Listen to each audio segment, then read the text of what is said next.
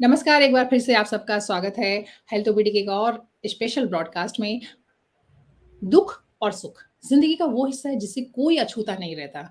लेकिन दुःख होना या दुखी रहना या फिर दुःख से बाहर ना आ पाना एक तरह की बीमारी है, जिससे बाहर आने के लिए ग्रीफ ट्रीटमेंट की ज़रूरत होती है। लेकिन ग्रीफ सिम्पटम्स क्या हैं? How to reach out to your grieving friend? Complicated grief क्या है, ग्रीफ स्टेजेस क्या हैं और ग्रीफ काउंसलिंग कैसे ले।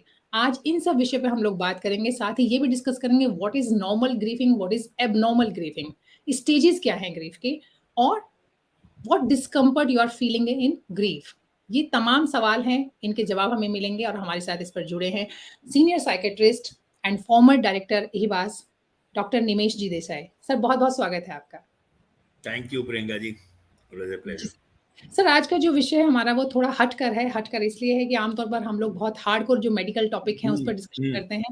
लेकिन जब बात दुःख की करते हैं, चाहे वो किसी अपने से बिछड़ने का हो, दिल टूटने का हो, नौकरी जाने का हो, किसी के पेट के खो जाने का हो या फिर इस दुनिया को छोड़ जाने का हो, ये तमाम अलग-अलग चीज़ें हैं, लेकिन ये हमारे दुःख की वजह बनती हैं। और ये जो दुःख है, कई बार ये होता है कि यहाँ पे हम लोग समझना चाहेंगे कि ये नॉर्मल दुःख क्या है और एब्नॉर्मल दुःख क्या है? मतलब बीमारी की तरफ जाने वाला दुःख हम किसे मानेंगे? हाँ, अगर अगर प्रियंका जी, जैसे आप पूछ रही हैं, अगर दुख को हम पर्यायवाची समझें ग्रीफ से, तो बात उठेगी नॉर्मल वर्सेस एबनॉर्मल ग्रीफ की, जैसे आपने बात कही। लेकिन थोड़ा सा मैं फर्क ये भी करना चाहूंगा कि दुख की भावना या उदासीनता की भावना जो है वो डिप्रेशन बीमारी की जो है उसमें भी हो सकता है। तो हम इस पूरे स्पेक्ट्रम को देखें, नॉर्मल ग्रीफ, एबनॉर्मल ग्रीफ या कॉम्प्लिकेटेड ग्रीफ जैसे आपने कहा, और डिप्रेशन बीमारी, ये कंटिन्यूम में देखा जाए, तो सबसे पहला मुद्दा यह है कि जीवन और मृत्यु दो ही सच्चाई है मानव जीवन के अस्तित्व की। और हम सबको कभी ना कभी जीवन काल में ये अनुभव एक या ज्यादा बार करना ही होता है कि जैसे आपने कहा, कोई प्रियजन बिछड़ जाए, खासकर मृत्यु से। Death is such an irritable event, खासकर करीबी रिश्तेदार हो, न्यूक्लियर फैमिली के हो या जॉइंट फैमिली के हमारे करीब हो, कोई करीब दोस्त हो, तो ये ग्रीफ ये माना गया है कि सबसे ज्यादा मुश्किल ग्रीफ है। डेथ और loss due to death of a close family member और अ स्पाउस और अ पेरेंट और अ चाइल्ड। नॉर्मल ग्रीफ हर समाज में थोड़ा सा अलग अलग रूप से, लेकिन फिर भी मुझे लगता है एक साम्य से देखा गया है। कुछ लक्षण, कुछ अनुभव, कुछ मानसिक एक्सपीरियंसेस नॉर्मल माने जाएंगे, इस हद तक कि बार बार रोना आए, नींद की तकलीफ हो, भूख न लगे, रोजाना काम में दिल न लगे, चाहे वो गृहिणी महिला हो, होम मेकर हो या वर्किंग प्रोफेशनल हो। ये सारे सिम्टम्स नॉर्मल ग्रीफ में होते हैं, अक्सर होते हैं, ज्यादातर लोगों को होते हैं। महत्व इस बात का है कि वैज्ञानिक रूप से और सामाजिक रूप से ये समझा गया है कि नॉर्मल ग्रीफ 4 या 6 हफ्ते तक रहेगी। कुछ समय पहले इसको और लंबा समय दे देते थे, 10-12 हफ्ते तक। अब माना गया है कि भाई 4-6 हफ्ते का अगर ऐसा अनुभव हो तो इसको नॉर्मल समझा जाए। महत्व की बात यह है प्रियंका जी यहाँ पे कि ग्रीफ के दौरान अगर कोई मृत्युजन की कोई खास अजीज की मृत्यु हुई है, कुछ बड़ा सा लॉस हुआ है, दिल टूट गया है जैसे आप कह रहे हो, कोई रिश्ता टूट गया है, तो इन लक्षणों को मानसिक बीमारी का लक्षण कतई न समझा जाए और बेफिजूल बेवजह दवाइयों की जरूरत नहीं है। ये बहुत मायने रखता है। It's a normal experience. अगर कॉम्प्लिकेटेड ग्रीफ कब समझा जाए? अगर ऐसे ही लक्षण 4-6 हफ्ते या 8-10 हफ्ते के बाद चलते रहे तो उसको एबनॉर्मल समझा जाएगा। अगर ग्रीफ, नॉर्मल ग्रीफ के पीरियड के दौरान भी पहले 4-6 हफ्ते में अगर सुसाइडल थॉट्स आए, आत्महत्या या खुदकुशी की इच्छा बने या विचार बने, तो उसको कॉम्प्लिकेटेड ग्रीफ माना जाएगा। अगर कोई बहुत ही एबनॉर्मल बर्ताव हो, जिसको हम कहते हैं साइकोटिक फीचर्स, है ना, डिल्यूजन या हेलुसिनेशन हो लगे, कान बदने लगे, तो उसको माना जाएगा लक्षण एक कॉम्प्लिकेटेड ग्रीफ का। तो टाइम ड्यूरेशन और लक्षण, ये दो मायने रखते हैं। एक बात और ला दूं जो मुझे लगता है प्रियंका जी बहुत महत्व की है। जैसे हमने कहा, हर संस्कृति में प्रणालीगत रूप से या वर्तमान आधुनिक समय में ग्रीफ को तवज्जो दी गई है। दक्षिण एशिया में और भारत में खासकर बहुत अच्छे कल्चरल मैकेनिज्म्स हैं, लेकिन हम ये भी इज्जत करें कि हर समाज में, हर संस्कृति में ये रहा है। हर समाज की कुछ ऐसी प्रणाली होती है जो बीरीव्ड फैमिलीज को, जो रह गए हैं, उनको अपनी ग्रीफ से डील करने में मदद करती है। हर धर्म में, हर मजहब में, हर संस्कृति में ये है।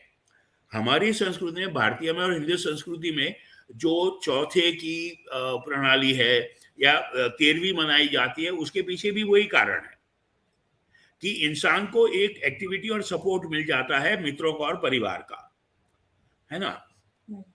तो हुआ ये कि आधुनिक समाज के साथ वो सिस्टम्स थोड़े कम हो रहे हैं। आप और हम याद करें, हमें 2021 में 2021 में जो अनुभव हुआ मानव जाति को पूरी, कि सेकंड वेव में, दूसरी लहर के दौरान जितनी तादाद में मृत्यु हुई, शायद ये रिचुअल्स फॉलो नहीं हो पाए। तो बहुत सारे व्यक्तियों को 2021 से सेकंड वेव का अभी जो ट्रॉमा है, अभी अगर वो उसको ट्रोमेटिकली याद करें, तो उसका कारण ये है कि जो नॉर्मल हेल्दी सोशल मैकेनिज्म्स थे वो हो नहीं पाए। जी, तो इस कारण कॉम्प्लिकेटेड ग्रीफ थोड़ी बढ़ गई शायद। राइट। सर एक्चुअली देखिए, जैसे कि आपने खुद भी बताया कि जो सबसे बड़ा झटका हम कह सकते हैं या बड़ा जो ग्रीफ है वो है अपने किसी करीबी को हमेशा के लिए खो देना। लेकिन अगर बात यंगस्टर्स की करें तो वहाँ पर उनके अपने पेट के जाने से लेकर के और जो उनकी गर्लफ्रेंड या बॉयफ्रेंड उसको छोड़ के जाने तक का जो एक नॉर्मल कहते हैं ना कि ब्रेकअप है। हालाँकि एक टेंडेंसी ये भी देखी जा रही है कि एक नहीं तो कोई और सही, कोई और नहीं तो कोई और सही, ठीक है? ब्रेकअप, लेकिन हाँ, फिर भी जी, राइट, कहीं न कहीं ऐसा झटका लगता है कि कई बार जो यंगस्टर्स हैं वो उसको झेल नहीं पाते हैं। मतलब कहते हैं ना कि डिप्रेशन की तरफ जाते हैं या फिर सुसाइडल थॉट्स भी आते हैं। तो करेक्ट। यहाँ सवाल वही है कि दुःख से निपटने के लिए क्या कर सकते हैं? या फिर अगर हम आप उससे पहले मैं जानना चाहूँ कि अगर इनका जो प्रभाव है, जो ग्रीफ की हम लोग बात कर रहे हैं, दुःख की बात कर रहे हैं, उसका प्रभाव क्या होता है? और सेकंड स्टेज में मैं जानना चाहूँगी कि कैसे निपट सकते हैं इस तरह की चीज़ से? जी। बहुत बहुत बहुत अच्छा सवाल है, क्योंकि काफी नेगेटिव प्रभाव पड़ते हैं यंग एज में। और पहलू उसका ये है, बारीक पहलू ये है, प्रियंका जी, जैसे आप और हम समझते हैं, युवावस्था में या किशोरावस्था में मानसिक परिपक्वता, मैच्योरिटी अभी बन रही होती है। वैज्ञानिक रूप से माना जाएगा, सामाजिक रूप से समझा गया बड़े समय से। उम्मीद यह है कि ज्यादातर व्यक्ति 30, 40, 50 तक लॉस को डील करना थोड़ा थोड़ा सीख लेते हैं। लेकिन 12, 15, 16 या 17, 18 की उम्र में शायद व्यक्ति विशेष को शायद वो अनुभव ही नहीं मिला, तजुर्बा नहीं हुआ है, तो एग्जाम में फेल हो जाए, दिल टूट जाए या कोई रिश्ता टूट जाए या पेट गुजर जाए, तो उस बच्चे के लिए शायद वो पहला अनुभव है, right, first experience of a significant loss, which was very important to me. इसलिए युवावस्था में असर ज्यादा होता है। जैसे आपने कहा, सुसाइड अटेम्प्ट या किसी और बीमारी की शुरुआत होना भी उस दौरान। दूसरा एक पहलू बारीक ये भी है, प्रियंका जी, कि स्किज़ोफ्रेनिया, बाइपोलर डिसऑर्डर और बहुत सारी मानसिक बीमारियां उस एज में शुरू होती हैं। ये जेनेटिकली सच है, बायोलॉजिकली। तो ये भी हो सकता है कि जो लॉस ऑफ पेट और दिल टूटना या रिश्ता टूट जाना या एग्जाम में फेल होना सिर्फ एक इंसिडेंटल फैक्टर हो। जो राइट, जेनेटिकली वल्नरेबल व्यक्ति है, बच्चा है, उसको सिजोफ्रेनिया की बाइपोलर की शुरुआत होती है उस घटना से, लेकिन वो घटना कारण रूप नहीं है। तो इसलिए जो हमने पहले बात कही उसको और जोड़ें। अगर अगर परिवार में कोई युवा या किशोर है जिसको कोई ग्रीफ या लॉस डील करना पड़ रहा है, तो हम लोग सब ध्यान ये रखें, घर के बड़े बुजुर्ग और मित्रगण, कि अगर कोई बीमारी के लक्षण लगे या सुसाइडल टेंडेंसी लगे तो जरूर कंसल्टेशन करें, क्योंकि शायद हम 2, 4, 6 महीने तक उसको चूक जाएंगे, जल्दी से इलाज हो जाएगा तो फायदा होगा। एट द सेम टाइम होने लगा है हमारे देश में, बाकी समाजों में, शिक्षा प्रणाली के भाग रूप या कम से कम एजुकेशन इंस्टीट्यूशंस में, स्कूल और कॉलेज में जो एक्स्ट्रा करिकुलर एक्टिविटीज हैं, उसमें ये भी बच्चों को हम मदद करें कि लॉस को कैसे डील किया जाए। और इसमें एक बात मुझे सूझती है, प्रियंका जी, कि एक बहुत अच्छा तरीका होता है स्पोर्ट्स। स्पोर्ट्स राइट, एक्टिविटीज का महत्व शायद हम लोग पूरी तरह समझ नहीं पाते हैं अक्सर, लेकिन डीलिंग विद अ लॉस, भाई फुटबॉल में या क्रिकेट में या हॉकी में इंटर कॉलेज टूर्नामेंट में हम सोच रहे थे कि हमें शील्ड ले आएंगे, लेकिन अल्टीमेटली तो चैंपियन टीम एक ही होती है। तो बाकी जो 3-4 टीम सेमीफाइनल या फाइनल तक पहुंच के हार गई, उसके कैप्टन को या प्लेयर को जो दुख होता है वो भी इतना ही ग्रीफ ले आता है। तो sports is a good way of understanding the importance of dealing with how to deal with loss. और क्रिएटिवली सोचें तो सारी जो एक्टिविटीज हैं, फील्ड एक्टिविटीज हो, माउंटेनियरिंग हो, स्पोर्ट्स हो, म्यूजिक हो, these are all good ways of diverting your mind from unpleasant experiences. तो बहुत अच्छा जी। किसी भी दौर में, लेकिन खासकर युवावस्था में ये सब चीजें बहुत मायने रखती हैं। जी, लेकिन बात अगर युवावस्था की है तो आपने काफ़ी हद तक बताया। दूसरा शायद ये हो सकता है कि जो भी उनके करीबी हैं, जो भी अगर वो मदर से क्लोज़ हैं तो वो, या फिर फादर से क्लोज़ हैं तो वो, या फिर कई बार बच्चे अगर घर में नहीं बताते हैं बहुत सारी चीज़ें और पेरेंट्स को लगता है कोई सिम्पटम है, तो शायद उनके जो दोस्त हैं उनको भी अप्रोच कर सकते हैं कि भई ये क्या बात है, ये क्या आपको बताता है जो शायद हमें नहीं बताता है। हम्म। एक तरह से कहते हैं ना कि जैसे शेयर करने से जो है दुःख कम होता है, तो कई बार आदमी नहीं करना चाहता है, तो शायद जो हमारे नियर एंड डियर वन हैं, जो भी शख्स इससे गुज़र रहा है, तो उसके आस-पास के करीबी लोगों को कोशिश करनी चाहिए कि उससे किसी तरीके से उसके मन की बात जानें, समझें। जी। हाँ, और ये थोड़ा सा नाजुक मोड़ है, हुँ, क्योंकि अगेन कहें, जीवन के किसी भी दौर में आप हम किसी के भी लिए लॉस और ग्रीफ एक मुश्किल चीज है, युवा वर्ग के लिए और मुश्किल है। और मित्रों को और परिवार के सदस्यों को चाहिए, जैसे आप कह रहे हैं, कि उस व्यक्ति को एनकरेज करे कि एक्सप्रेशन हो, जो जी, जो दुख या गम या सेंस ऑफ लॉस है वो एक्सप्रेस हो, इसमें कोई राइट, शक नहीं हो सकता। नज़ाकत सिर्फ इतनी है कि अलग-अलग व्यक्तियों की हालात के मुताबिक वो जो राइट, टेंडेंसी है वो थोड़ी वेरी करेगी। कई बार बिल्कुल, ये भी हो जाता है प्रियंका जी कि कोई मित्र गण या घर के बड़े जो हैं वो अपनी स्पीड पे उस व्यक्ति को पुश करते हैं, फोर्स करते हैं शेयर करने को, और वो और मुश्किल हो जाती है। तो जो बिल्कुल, वो वेरिएशन है वो थोड़ा हमें समझना पड़ेगा कि उस युवक की, उस किशोर की टेंडेंसी क्या है, नेचर ऑफ लॉस, कितना प्राइवेट मैटर है या कितनी बात 4 जनों के सामने की जाए, उसके मुताबिक जरूर एनकरेज करें एक्सप्रेशन ऑफ ग्रीफ, जी, इसमें कोई शक नहीं है। और लेकिन जी, ये एक बार फिर कहूंगा, जो जो प्रणालीगत सांस्कृतिक तरीके हैं ना प्रियंका जी, फ्रॉम चौथा टू 13वीं मनाई गई, बरसी मनाई गई हर साल उसी तिथि को, ये जी। बहुत सारी जो रिचुअल्स हैं, ये रिचुअल्स हैं basically indirect ways of expression. Sir ये तो बात की जो किसी को अगर हमेशा के लिए खो दिया है, लेकिन अगर ये जो मैं हार्ट ब्रेक की बात कर रही थी, दिल टूटने की बात कर रही थी, यहाँ पर खुद को समझाना शायद और मुश्किल होता है, कि जब कल तक आपके साथ था, आज आप किसी और के साथ देख रहे हैं, तो उस तरह की सिचुएशन में फिर आप कैसे, क्योंकि यहाँ पे तो कोई वो जो ट्रेडिशनल एक परंपरागत तरीका है, वो भी नज़र नहीं आता है ये निपटने का। सही बात है, ये सही बात है। और यंग एज में एग्जाम में फेल हो जाए बच्चा, या जैसे आपने कहा हार्ट ब्रेक, बहुत एक सच्चाई है। और ऐतिहासिक सच्चाई ये भी मुझे लगता है कि हार्ट ब्रेक कोई नई बात नहीं है, लेकिन हाँ, अभी शायद करंट पीढ़ी में young relationships are much more common, they are much more intense, emotional involvement बहुत ज्यादा होती है, इसलिए असर ज्यादा होता है।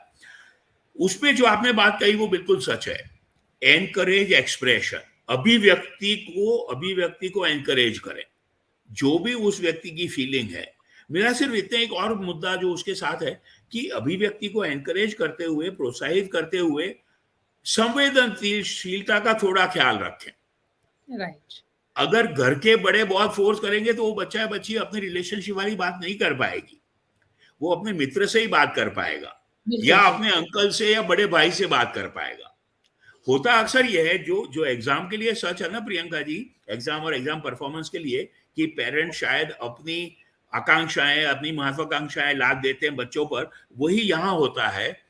Parents out of their worry, भाई माँ बाप या घर के बड़े बहुत चिंतित है कि अच्छा इसके ऐसे हो गया, ये बड़ा दुखी है, तो अच्छे इरादे से उसको कुरेदते रहते हैं, बात करने को मजबूर करते हैं, वो और मुश्किल करता है। तो हाँ, ये एक्चुअली अभिव्यक्ति को बहुत बारीक, प्रोत्साहित करें, लेकिन अभिव्यक्ति को प्रोत्साहित करें सही तरीके से और सही व्यक्ति के साथ। राइट, मुझे लगता है ये बहुत बारीक सी लाइन है। या अगर उसे बिल्कुल छोड़ भी नहीं यस। सकते तो वो कुछ भी जो है अपने मन में सब कुछ रख ले, वो भी खतरनाक है और ज़बरदस्ती करेंगे क्योंकि वो हाँ, तो वो भी तो अगर मैं ज़रूरत पड़े आपको तो जी, किसी प्रीता जी एक एक्सपर्ट एक अनुभव बताऊं संक्षेप में। मैं बड़े सालों तक ये समझता था भारतवर्ष में रह के मोटे तौर पे कि हमारे यहाँ चूंकि समाज डिसिप्लिन्ड है, पेरेंट्स डिसिप्लिन बहुत मानते हैं, हायरार्किकल है। हमारे यहाँ ज्यादा होता है कि एक युवक या युवती जो चीजें माँ बाप से शेयर नहीं कर पाता वो मौसी या चाचा या चाचू से शेयर करता है, या माँ के या पिताजी के दोस्त से, अंकल से।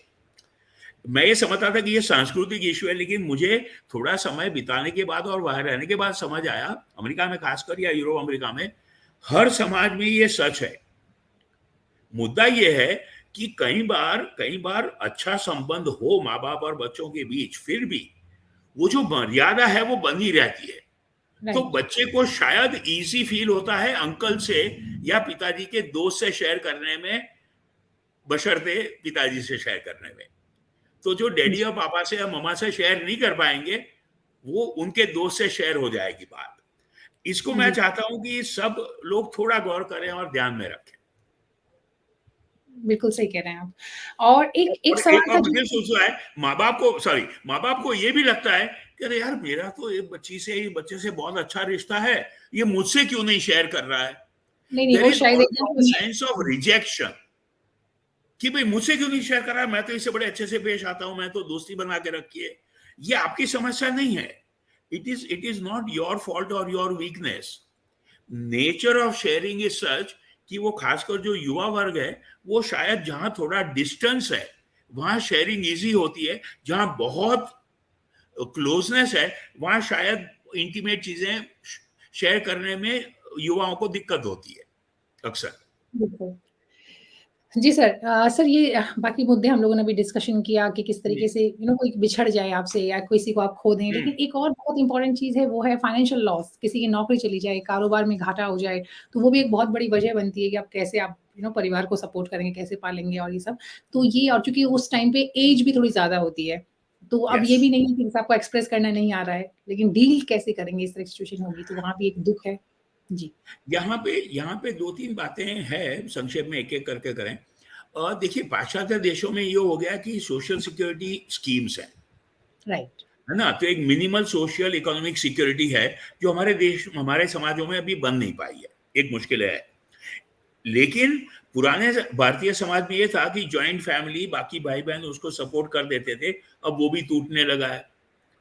तो हमारा जो वर्तमान समाज है, वो, you are very right, I agree with you, economic loss या इकोनॉमिक डिप्राइवेशन को डील करना किसी वयस्क के लिए, एडल्ट के लिए बहुत मुश्किल होता है, और वो बात भी नहीं कर सकता उस बारे में आसानी से। मैं बल्कि ये देखा हूँ पिछले 2 साल से, महामारी के अब करीब 3 साल पूरे होने में है। महामारी के पहले साल में मैं खास नहीं समझा था, 2020 में, प्रामाणिकता से बताऊं। लेकिन 2021, 22 और अब 23 में ये समझ रहा हूं, मेरे प्रत्यक्ष अनुभव से और बाकी साथियों से बातचीत करके, कि इकोनॉमिक स्लोडाउन का असर है। और बहुत सारे परिवारों पे, बहुत सारे व्यक्तियों पे वो मानसिक बीमारी का रूप ले चुके हैं या मानसिक परेशानी है। तो इसलिए मैं एक खास मुद्दा ला रहा हूं कि हम सब समाज में, न सिर्फ हम डॉक्टर्स और साइकियाट्रिस्ट और मनोचिकित्सक और मनोवैज्ञानिक इसको ख्याल रखें, लेकिन हर मोहल्ले में, हर नेबरहुड में, हर एक्सटेंडेड फैमिली में, दोस्तों में, शायद ये अच्छा होगा अगर हम थोड़ी संवेदनशीलता बढ़ा सकें कि इकोनॉमिक लॉस या लॉस ऑफ अर्निंग पोटेंशियल अगर कम हो गया है तो बड़ा नाजुक मुद्दा है उस व्यक्ति के लिए। तो अगर हमारे मित्रों में, परिवार में कोई ऐसी स्थिति से गुजर रहा है, तो हम उसको संवेदनशीलता से, इज्जत के साथ, विद रिस्पेक्ट डील कर सके, उस व्यक्ति की मदद कर सके। ये जी, बहुत ही बिल्कुल। नाजुक मोड़ है, और ये अभी 2-4 साल मुझे लगता है चलेगा, जब तक उसका पूरा असर खत्म हो जाए। जी, तो आज की जो हमारी बातचीत है, जो चर्चा है, उसका जो अगर मैं कहूँ कि नटशेल में हम लोग बात करेंगे, तो शायद ये है कि सबसे पहले तो कोई भी दुःख एक तो कॉमन है और सबकी लाइफ़ में आता है कभी ना कभी। तो पहले तो आप उससे खुद डील करने की कोशिश करें, किसी अपने करीबी को अपनी मन की बात ज़रूर बताएँ और आपकी ज़िम्मेदारी बनती है एक परिवार के लिए, इवन समाज के लिए, अपने अड़ोस-पड़ोस के लिए कि आप जो भी कंट्रीब्यूट कर पाएँ, उसमें अपना रोल ज़रूर अदा करें। जी, डॉक्टर साहब, थैंक यू सो मच। आपसे परफेक्ट। इतनी सारी जी।